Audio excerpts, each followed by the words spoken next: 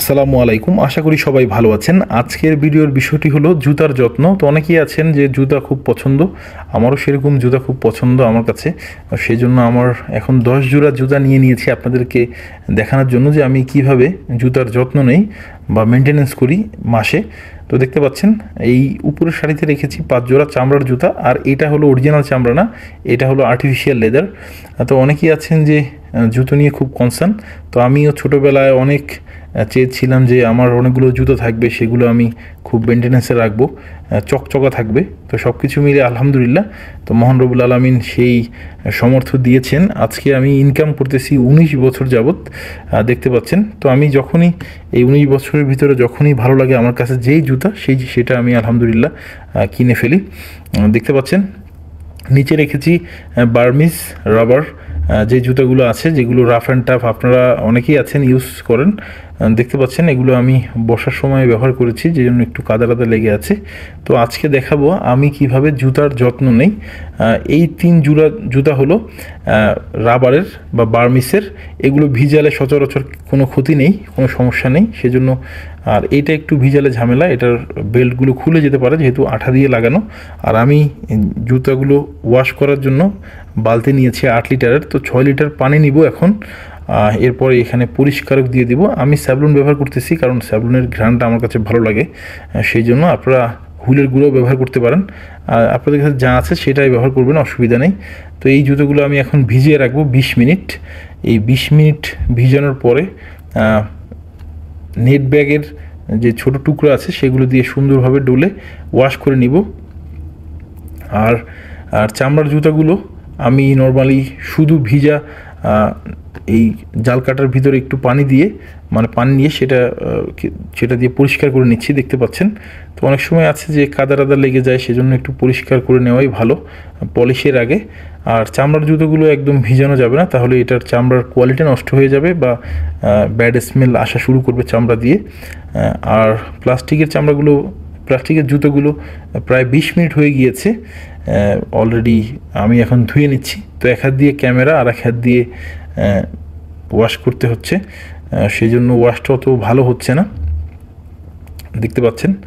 তো সেই জন্য আমি সুন্দরভাবে ক্যামেরা রেখে পরিষ্কার করে নিয়েছি, এরপর শুধু পানি দিয়ে ধুয়ে নিচ্ছি, দেখতে পাচ্ছেন। আর চামড়ার জুতাগুলো রেখে দিয়েছি একটু ভিজা ন্যাকড়া দিয়ে মুছে। আর এই পলিশটা আমি সচরাচর ব্যবহার করি, অনেক রকম পলিশ আমি ব্যবহার করেছি, সবচাইতে ভালো পলিশ এটা। আমি ব্র্যান্ড মেনশন করব না, আপনারা স্ক্রিনশট নেবেন। দেখতে পাচ্ছেন এটা বাটার শোরুমে কিনতে পাওয়া যায়, দামও কম, সেই অনুযায়ী অনেক বেশি থাকে। সামনে ফোম লাগানো আছে, জাস্ট প্রেস করলেই হয়, দেখতে পাচ্ছেন। যদি জোরে চাপ দেন তাহলে কালিটা বের হবে এখান থেকে, এরপর আপনি ফোমের সাহায্যে লাগিয়ে নিলেন জুতায়। তো চামড়ার জুতোগুলো এই কালিটা দিয়ে এত সুন্দরভাবে মেনটেনেন্স করা যায়, আসলে না করলে আপনারা বুঝবেন না। আর আমি অনেকগুলো কালি ব্যবহার করেছি যেটা আপনাদেরকে বললাম, বা শাইনিং অয়েল। তো সেগুলো আসলে এরকম ভালো ফিডব্যাক দেয় না এটার মতো। এটার প্রাইস হলো 149 টাকা, থাকে 75 ml। এটা আপনারা কিনতে পাবেন সচরাচর বাটার শোরুমগুলোতে। এটার 3টা কালার হয়, একদম ক্লিয়ার, আর হলো মেরুন আর ব্ল্যাক, দেখতে পাচ্ছেন। তো এই জুতোগুলোতে আমি সুন্দরভাবে প্রেস করে দিব। এরপর এই জুতোগুলো ছাদে শুকাতে নিয়ে যাব। আর এটা কালি বের করার একদম সহজ উপায় হলো জোরে প্রেস করলেই কালি বের হবে। এখানে ছোট্ট একটা পিন দেয়া আছে এই ক্যানটাতে, দেখতে পাচ্ছেন। আর আমি যেটা প্রথমে বলেছি, আমি যেটা নিয়েছি সেটা হলো ব্ল্যাক কালার, প্রাইস হলো 149 টাকা, মাত্র 75 ml। 50 বার আপনারা এই ক্যানটা ব্যবহার করতে পারবেন। আর এই ব্রাশটা অনেক মসৃণ, আমি অনেক খুঁজতে গিয়ে এরপর পেয়েছি কচু খেতে। এটা হলো নেভিদের, মানে নেভিদের অফিসিয়ালি এটা তাদেরকে প্রোভাইড করা হয়। এটা আমি কিনেছি 100 টাকা দিয়ে। এই ইয়েগুলো খুবই সফট, যে জন্য জুতার শাইনটা খুব তাড়াতাড়ি চলে আসে এটা দিয়ে পলিশ করলে। তো আলহামদুলিল্লাহ, আজকে যে প্রচুর গরম রোদ, সেই জন্য ছাদে নিয়ে আসছি শুকানোর জন্য, দেখতে পাচ্ছেন। এই 10 জোড়া জুতো শুকাতে হয়তো বা সর্বোচ্চ সময় লাগবে 20 মিনিট।